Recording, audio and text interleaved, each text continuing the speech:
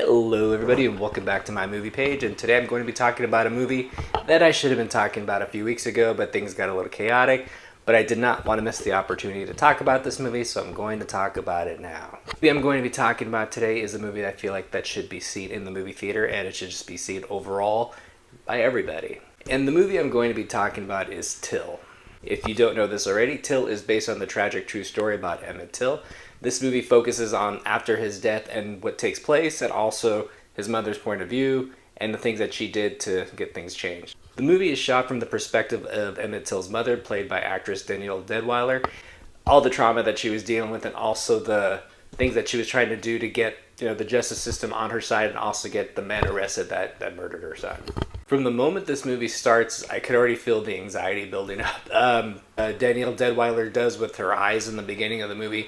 Her son hasn't even left to go visit his cousins yet, but she is just portraying it as like she does not want to let her son go because she has not been away from him since the moment he was born.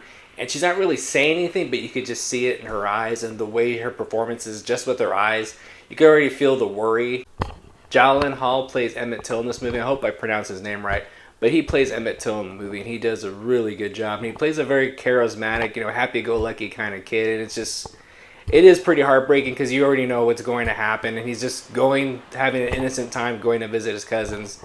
The acting in this movie is top-notch. Like, Danielle Deadwyler does something that I'm sure only a parent or a mother can do, and she just does such a good job in this movie. And it's like you feel it from the beginning of the movie, and then it just feels worse. I just felt the frog in my throat just expanding as I was watching this movie. The supporting cast in this movie is very, very good. Whoopi Goldberg has a small part in this movie, and she gives an excellent performance. Frankie Faison's in this movie as well, and he gives an excellent performance as well. I mean, there's not a bad performance in this movie.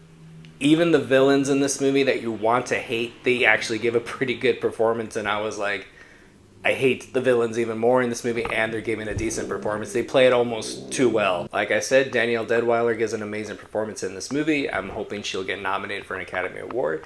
And I wouldn't be surprised if Whoopi Goldberg got nominated for Best Supporting Cast Member as well. To talk about more of a technical aspect of the movie, it was shot and written very, very well. The colors in this movie, because it all takes place in the 50s, the colors of the costumes and the lighting and everything, and the vehicles of the cars that they're driving, everything pops out like you would see something in the 1950s.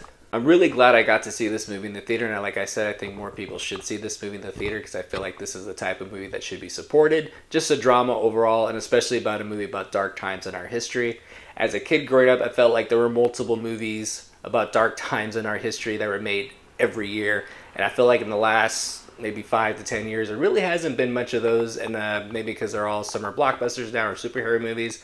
But I'm glad this movie got made, and I'm glad it went to the theaters, and I'm glad I got to see it. Honestly, I would even suggest if history teachers in college or even high school, I would suggest them to show this movie in class once this movie is available on the format to do so. Any kind of critique I would have about this movie, I would say I wanted to know more a little bit about some of the men that kidnapped Emmett Till. They kind of mention it briefly in the movie. I don't want to give anything away, but when you see the movie, you'll probably know what I'm talking about. I would kind of wanted to know a little more about them, see what was going on as far as the backstory and the why. But maybe that's something I'll just have to look up on my own. I'm going to give the movie Till an A. And I highly suggest when you go see this movie in the theater, bring tissues. Well, thank you for stopping by. Sorry this review came out so late, but I'm glad I put it up finally. Please don't forget to hit like and subscribe. I'm Mike, the Movie Misfit. I'll see you at the movies.